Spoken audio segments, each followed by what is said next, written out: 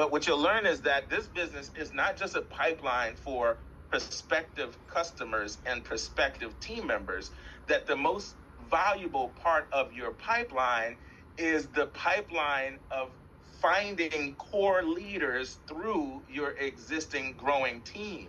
You're building a pipeline, a flow, a funnel of new people coming into your business so you can sort through those new people and identify the ones who want to become a core leader, who want to take the 10 steps to 10K.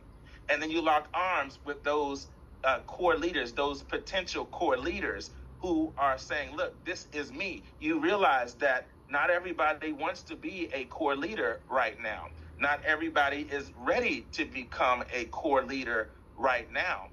But guess what? At any given time, that can change for the people in your pipeline of people in your organization that are growing, which is why you want a machine, a well-oiled machine that's constantly bringing in new people on autopilot. And then through those new people, you're finding the core leaders who raise their hand and say, hey, it's me, run with me.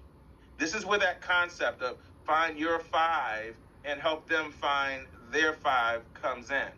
Now, the wrong interpretation of that is, oh, I just need to find 5 people and then help them find 5 people, and hello, I'm rich.